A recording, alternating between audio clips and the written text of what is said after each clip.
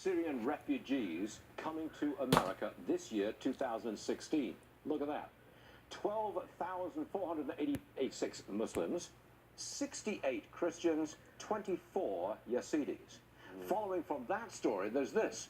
The governor of Indiana, vice presidential candidate Mike Pence, he was one of the state governors who said, I don't want any of these refugees coming into my state. Well, an appeals court has just overruled him. You gotta take them. Judge Andrew Napolitano is here on that subject.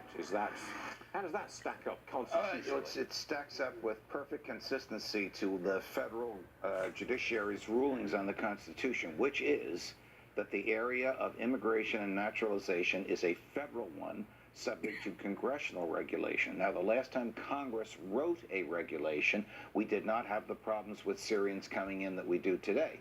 But the regulations that stand as of this moment keep the states entirely out of the picture. Okay. That's the same reason the Arizona immigration statute, which attempted to tighten up immigration just for the state of Arizona, was invalidated by the federal courts. Same reason Governor Christie couldn't stop Syrians from coming into New Jersey. Same reason this federal appeals court in Chicago blocked Governor Pence from attempting to do the same thing in Indiana. Can't we do something about the religious mix? We just put up on the screen 12,000 Muslims, 68 Christians. It's the Christians who are being slaughtered. They are the genuine refugees. They are genuinely being persecuted. Why aren't they coming here? I agree with you, and I don't know the answer to that except it's interesting you mentioned this, because this is part of the opinion against Governor Pence, removing from the government the ability to make decisions based on religion. So could the federal government go out and look for Christian refugees to bring here? No. May the federal government include or exclude people on the basis of their religion? No. But when we define who is a refugee, who is being persecuted, why is it that we leave out the Christians? Because the... That's a great question. That's the way the federal government could be proactive. I understand your frustration with it. But the statutes were written based upon a belief that the First Amendment requires neutrality with respect to religion, not only here in the United States, but with respect to people coming in as well. No, you've read it wrong.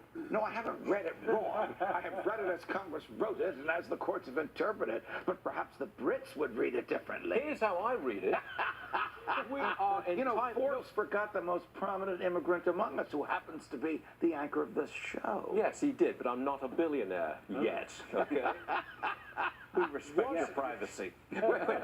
Why can't the federal government define who is persecuted? And you can define it by saying Christians are being crucified, burned alive, and murdered en masse. The federal government has given authority, the Congress has given authority to the President of the United States to bring people in that he feels are persecuted. That authority is vast, broad, and uncheckable. So let's suggest that Donald Trump or Hillary Clinton might exercise that authority differently than Barack Obama has. Well, you've buried the lead. That's the lead. The lead is that President Obama has tilted towards Muslims and away from Christians, and he's done it. But the story is about the federal court enjoining Governor Pence, and that has to do with the primacy of the feds over the states. But within the federal government, it is the president who is superior with respect to allowing people in. I knew it. I was right. We finally got to the bottom of this. I got it right. Now, does anybody watching this show seriously believe that you are contemplating a camping trip this week?